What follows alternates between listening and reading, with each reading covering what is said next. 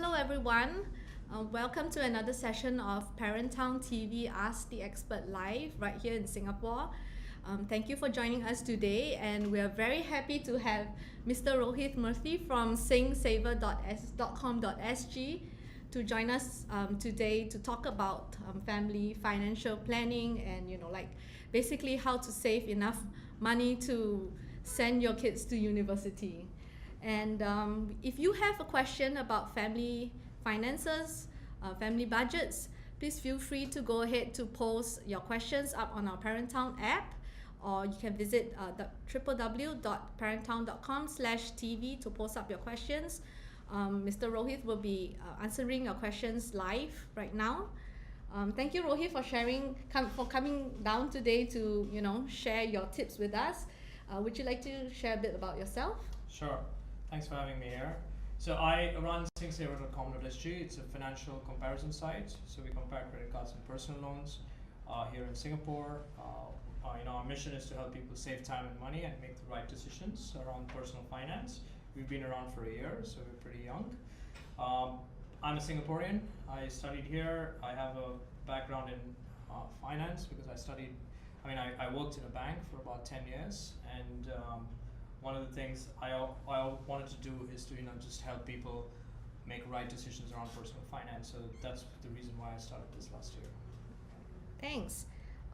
Okay, Rohith, right here in Singapore, right, we've heard reports that it can cost up to $1 million to raise a child, and this is like really a lot of money, and a lot of us have concerns about how do we even have enough money to raise our kids up. And I personally have 3 kids myself, so that's like $3 million already. Yeah, so I believe that many of our moms and dads are have the same concerns as me. So is it really possible to send to be able to save this amount of money to raise our kids? So let's go to the questions. Sure. To see what some of our moms and dads are asking. Okay, we have a question from a mom. How to start a family budget, and how do we stick to the budget? Great question. I think the most important thing, even before you start, a budget, is that it should not be just one person's responsibility. So like my wife and I, we have a budget together, but then you have to have a conversation.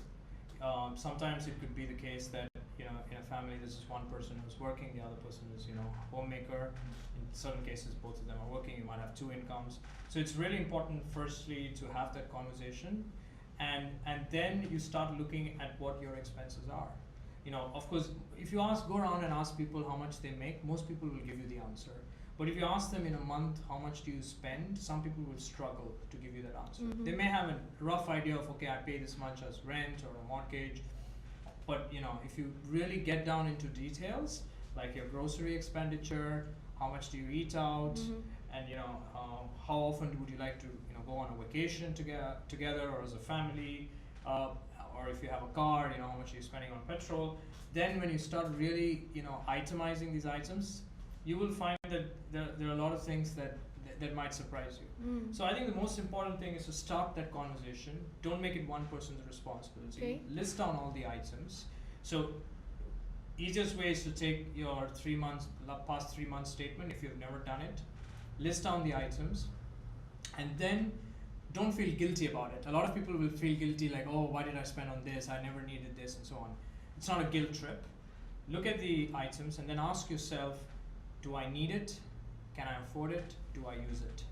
Now, chances are there will be quite a few items that you probably don't need. So just to give you an example, for me, before I turned a dad, my lifestyle and my expenses were different. But then, now that I'm a father, when I look at the items with my wife, there are a lot of things that I don't need to.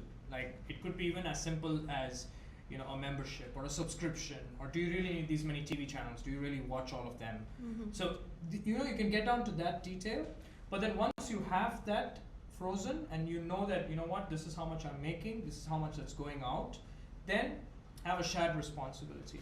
So when it comes to groceries, for example, it's my wife's responsibility. She tells me when we've reached the budget. Okay. Or she tells me, look, it seems like this week or this month we've spent more than what we should have, and then and then we figure out, okay, what do we need to cut down on something else, or can we still manage for the month?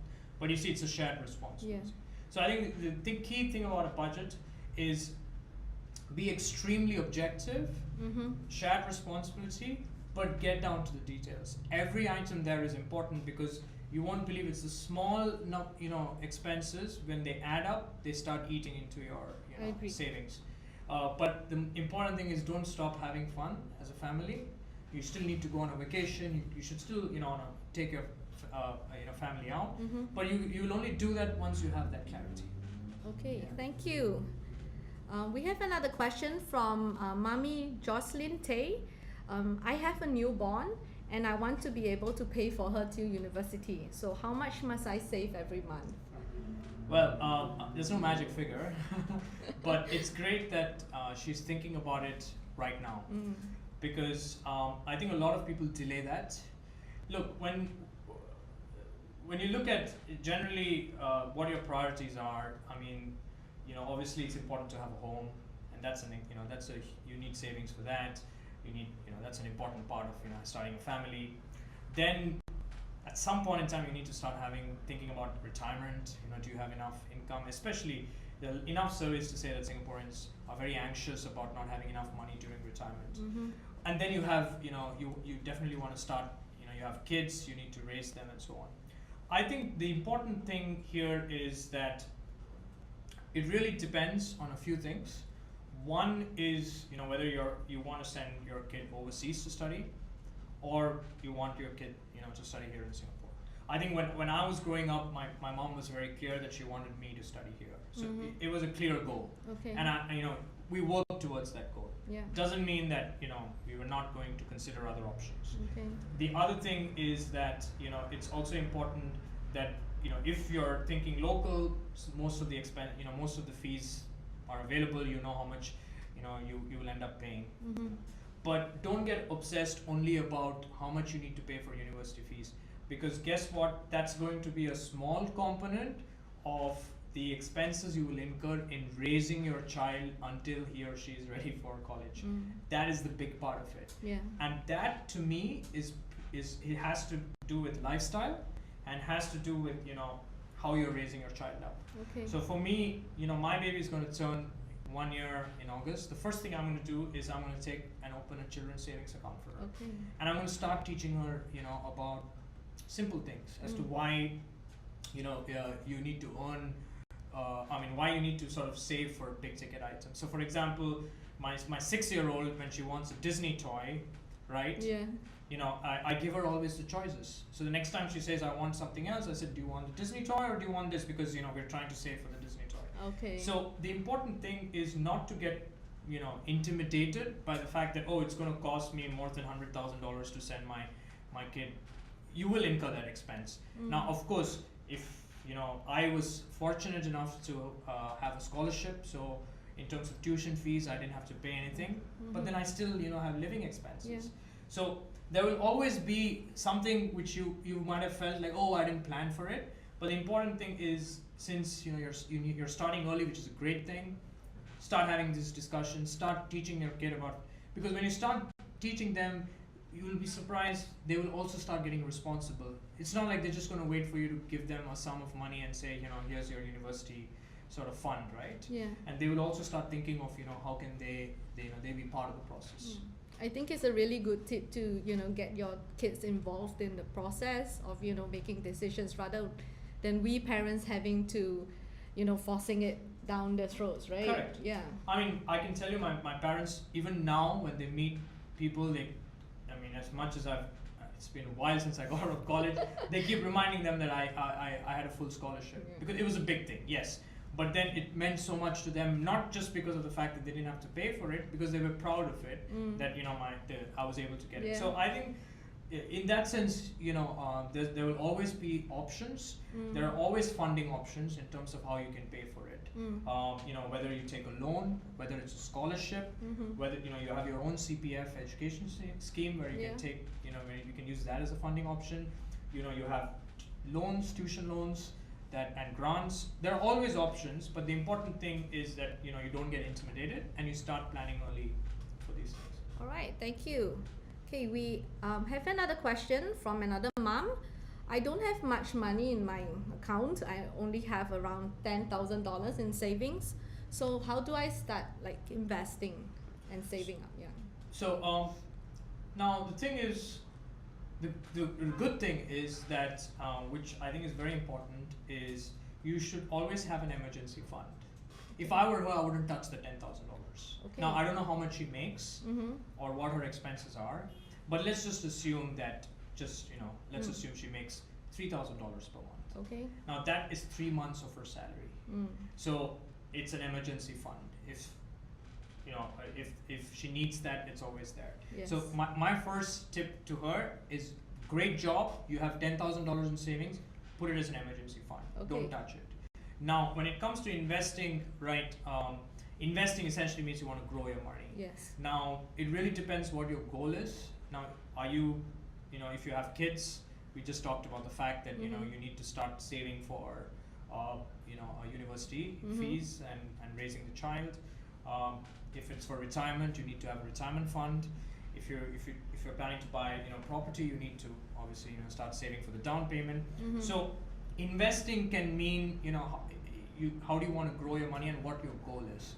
But 10,000, keep it aside. Now think about what your goal is. What is your and you'll probably have 3-4 of them. Prioritize them and then say, okay, now does my income supplement that?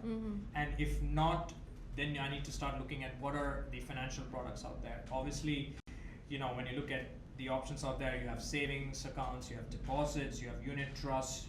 There are lots of products. Some of them are high risk, some of them are lower risk, but lower yields. So there are a plethora of options, but the important thing is, what is your goal? Are you looking at a guaranteed payout, or are you just looking at, getting the highest possible return and you're willing to take the risk? So, but the goal is what, is more important than that. Okay. Okay, these are really awesome tips. For those who just tuned in, we have Mr. Rohith Murthy from SingSavers.com.SG with us today to answer our questions on family financial planning, and also how to save enough to raise your child and to send them to university. So you can still post up your questions through the Parent Town app. So okay, now let's just go back to the questions. Okay, we have another question that just came in. My family has a lot of debt due to a financial crisis that we had a few years back. So right now 60% of our household income goes into paying debts. So they find it almost impossible to save any money every month. So how do they get out of this predicament? Well, a very important point I want to make here is debt is not bad. Bad debt is bad. Okay. It's a very important thing. Okay. Now, let's just face it, everyone will borrow money at some point in time. Yes. Companies borrow money, governments borrow money, individuals borrow money. It is very important that when you're borrowing money, that you're borrowing for something, as I mentioned, that you need, something that you will use, something that you can afford. Now, a lot of the times, bad debt is incurred when you borrow money for things that you don't need. Okay. Or you borrow money without planning of whether you can actually afford to repay back, right? So when you incur bad debt, which means these ingredients are there and you're paying an interest, the most important thing is you need to essentially try and pay off that high, at least if you have 2 or 3 forms of debt, the high interest one or the highest interest one, try and pay it off as fast as you can. Because that's the one that's going to get compounded and it's going to hurt you the longer you take to pay. Now, typically these things could be a credit card debt. Now, credit card has the highest interest rate, if you, miss your full payment or if you choose not to make a minimum payment. Now, my wife and I, we always use credit cards. Okay. And the reason is, there's a lot of also benefits that come with it. There's cashback, there's rewards, there's air miles, right? And of course, it's a convenient form of payment. But rain or shine, we always make sure we pay the bill in full on time. Okay. Now, if we are human beings also, sometimes we might have made purchases we felt we could afford, but then circumstances change. But that does not mean we won't make the full payment. We'll make the full payment, and for the next 3 months, we'll probably be, extremely sort of frugal with our lifestyle. Mm. And that's the way, everything in moderation is good. Yes. So if we've gone for a vacation and we've spent more than what we anticipated, then we have to cut down for the next, 3 to 6 months. Okay. So I think in that sense, my tip would be, right now just focus on getting the highest interest debt out. Okay. And if you have 2 or 3 forms of debt, then you need to get all of them off. But just, it's not an easy exercise. Be disciplined about it, get it off, and then the lesson there would be that next time be very careful when you're incurring those kind of bad debts. Okay, thank you very much. Okay, we have a question from Jessica Fernandez. It feels impossible to save money after having just one kid. I'm working a $2,500 job, and so is my husband.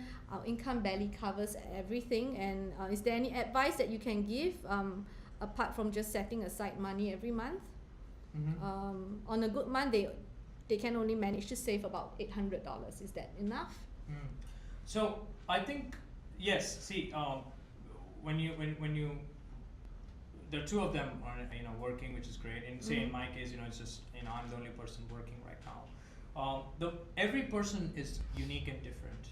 Now, yes, sometimes we might aspire for things that we feel, hey, I would also, for example, I might want to take my kid to Disneyland, right? But I may not be able to afford it now, right? But I might feel bad about it. I might say, you know what, I don't have enough savings or my income does not supplement it. But I think the important thing is that, live within your own means. And those are the happiest sort of moments. For me, even when I was, before I get married, my happiest moments were not when I was able to afford something that made me feel, rich or made me feel, wealthy, but it was just that moment where, we felt that we were able to, share the joy without having to worry about the fact who was paying for it as well. So I think in that sense, it's a great thing that, they are thinking about it. Yes, it's not going to be easy if you're trying to aspire or trying to, acquire things that are more expensive, but you need to be very smart about it. Now I don't know if they've ever used credit cards, but let's assume that they said they're still saving only about $800, and that's probably money that they're not spending. Now the $4,200, assuming that that's their takeout, you won't believe you'll still be able to save about $100 to $200 per month. But you have to use those products responsibly.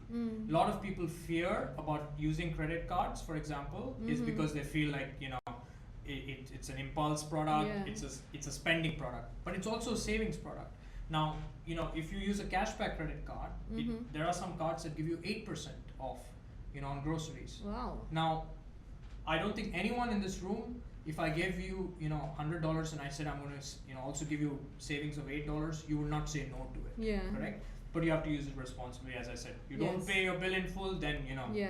So what would be good is, for them to also start, using products smartly. Now, and of course, the important thing is that if you only apply austerity to your lifestyle, saying, we're not going to, eat out ever in the next 3 months or so on, you can't sustain it. It's like, for the lack of a better analogy, if I'm planning to lose weight, I need to look at something that's sustainable, not just for 3 months and then I'm back to doing it, or I have the urge of doing it. So I think in that sense they can start still, I think, save a lot more money if they have not considered those products. Okay. But otherwise, as and when their income increases, the savings will also increase, and then they just need to start thinking of that $800 that they actually have is great. They still have savings, right? Yeah.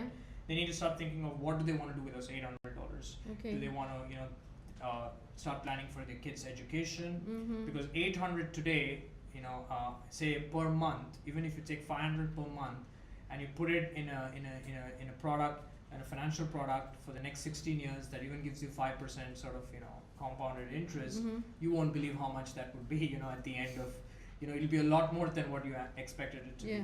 So I think they need to think long term and not just about the fact that certain things cannot be afforded. Okay, all right.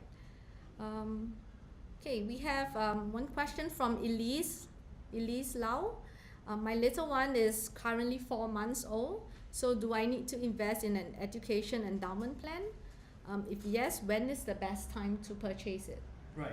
Now, again, it's not right for me to say what she should do. Yes. I can tell you what I've done. Okay. Now, for me, I am thinking about my kids' education, and there are different options available there.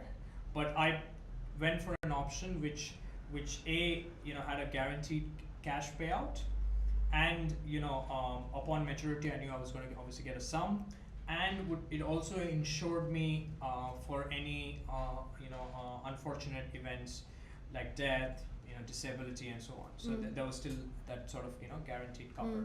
So and of course, in terms of returns, it is better than me putting it in a savings account or deposits, but it is less attractive than me putting it in certain other investment products. But for me right now, what I needed was that peace of mind. So yes, I've gone for a similar sort of endowment plan because I needed that peace of mind, and I know that there's a guaranteed payout. Okay. And I obviously know how much that is. How much is it that I'm working towards. So in that sense, I think it's important that whenever you're considering an option, you keep that goal in mind. Is it do you want that peace of mind? Are you okay if the yields are not as high, but at least there's a guaranteed sort of cover and insurance cover. But there's always, you can always have multiple options, multiple products. But the important thing is to start first with. If I would probably start first with the lower risk option, and then as my income increases, or as I have more savings, I could also then diversify and then look at probably higher sort of yield products. Okay. Okay. Mommy Sarah has asked, how can we maximize or take advantage of interest rates here in Singapore for the highest returns? Interest rates for any specific product? She didn't mention. Maybe. Let me talk about again. Maybe I'll talk about personal loans because people do take up loans here. Now you won't believe a lot of people don't actually shop around or compare when they take up personal loans. The average personal loan interest rate in the market is about 7 to 8%. The flat interest rate. Now the lowest interest rate, at least right now, is anywhere 3 to 4%, about 4.7%, and it really depends on how much you take the loan to. That's a big difference. Now, most important thing is any product, be it loan, be it savings, compare, do your research, check what are all the options.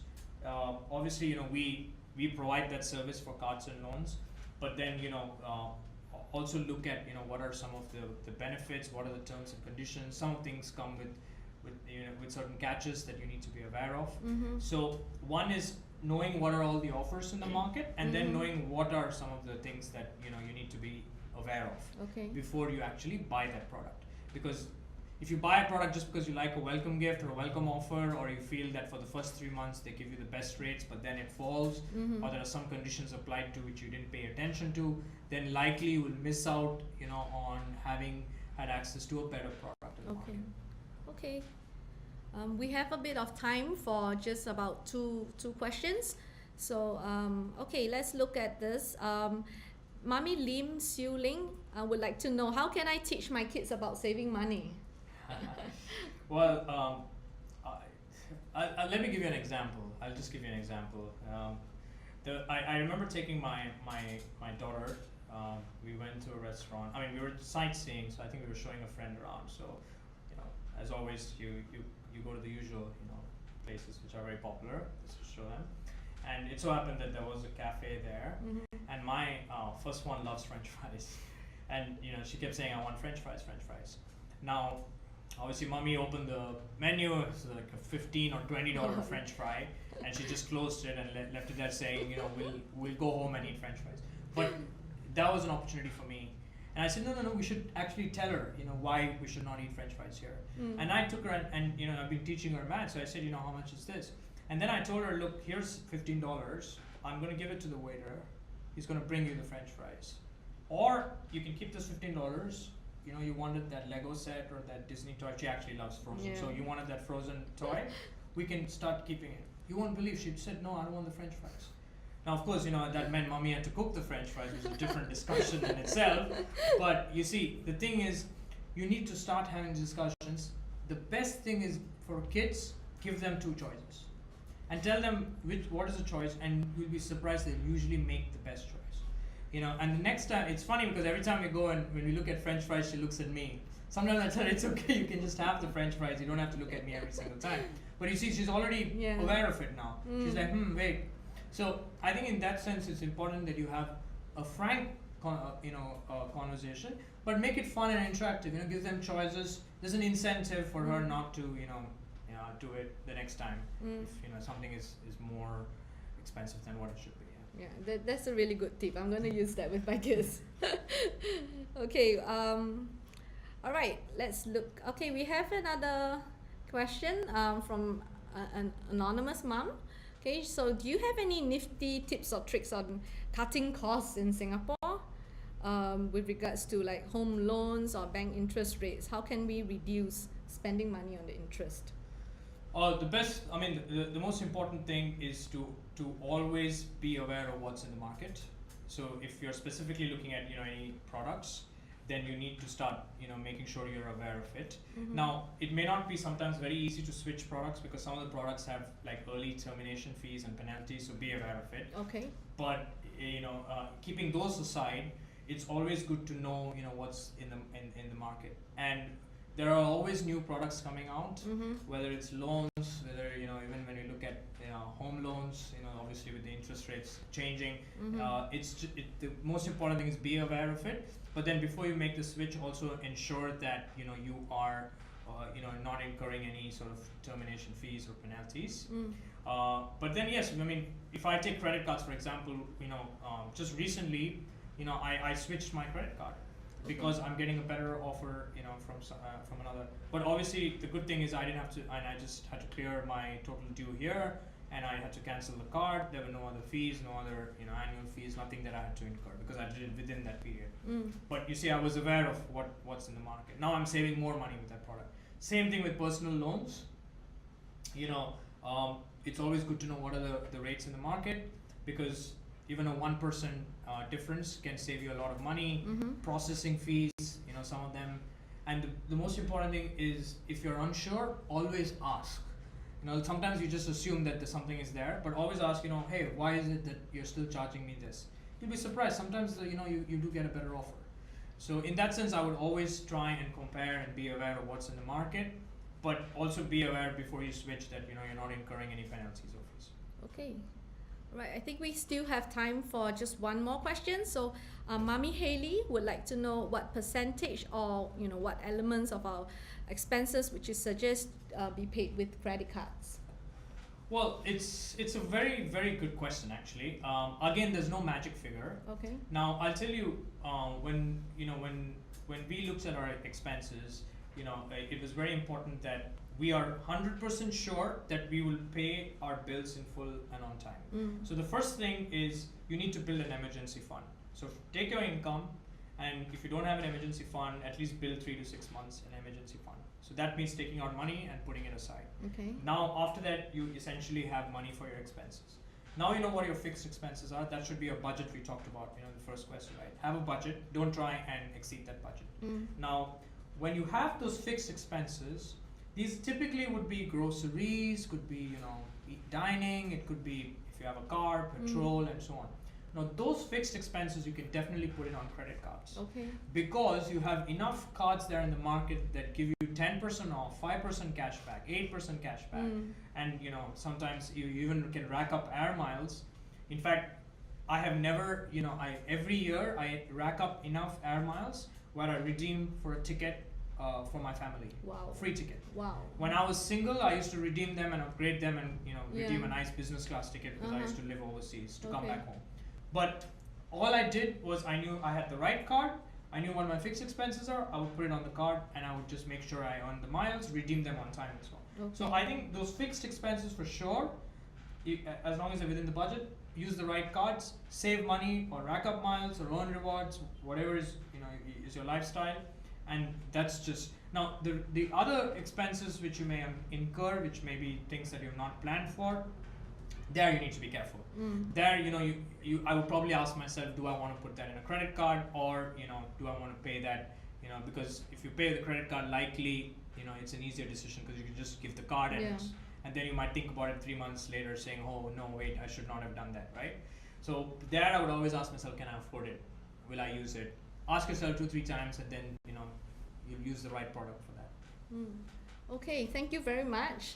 All right, everyone, we have come to the end of our very fruitful session with Mr. Rohith Murthy with us. So I personally have learned a lot, and I would be putting some of the tips that you shared, to use right away. And we do hope that you have also gained lots of insights on how to, better plan your family finances and, on credit cards and on personal loans as well. So thank you, Rohith, for, sharing with us today. And if you would have any topics that you want to suggest, you can go to our Parent Town app as well to post up your topic suggestions on www.parenttown.com/TV. We'll look into your topic suggestions and reach out to our experts to have more sessions with us. And so thank you very much Thank you. for joining us. Thanks so Thank much. you. Thanks for your time.